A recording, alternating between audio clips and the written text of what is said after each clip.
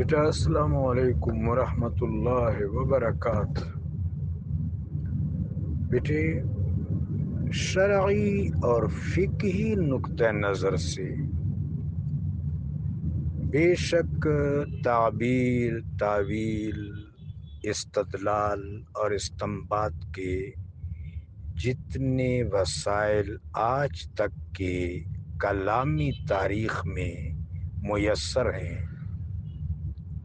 تسلسل میں اور تعامل امت میں شامل ہیں، ان تمام تعبیری، استدلالی، استنباطی وسائل کو اگر بروئے کار بھی لایا جائے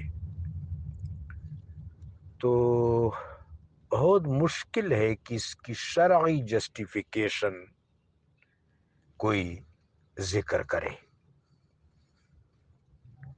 پھر بھی امکانات ختم نہیں ہوتے۔ نص اور تعبیر نص کی روشنی میں، تواتر اور تشریح تواتر کی روشنی میں امکانات ختم نہیں ہوتے۔ اس امکان پر بھی غور کرنا چاہیے، لیکن میرا خیال نہیں ہے کہ اب تک جو کچھ میسر ہے، اب تک اس میں یہ چیز جسٹیفائی ہو جائے۔ اب رہا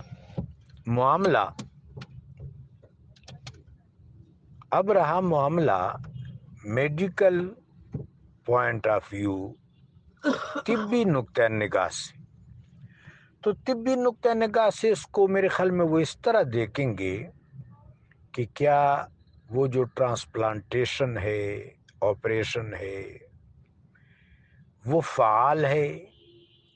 انسان کا آرگینک ہارٹ، قلب نباتی مثلاً، وہ پالپیٹیشن کرتا ہے، دھڑکن کرتا ہے، اس کے پاس خوراک کے لطیف اجزاء سٹمک سے پہنچتے ہیں تو ان سے خون بناتا ہے۔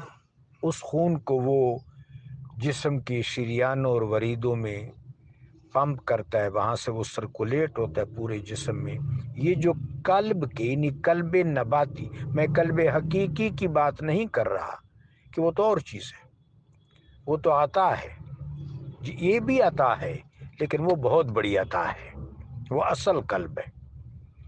جو قلب نباتی ہے، قلب نباتی کے یہ جسمانی افعال ہیں، خون بنانا، حرکت کرنا، دھڑکن وغیرہ۔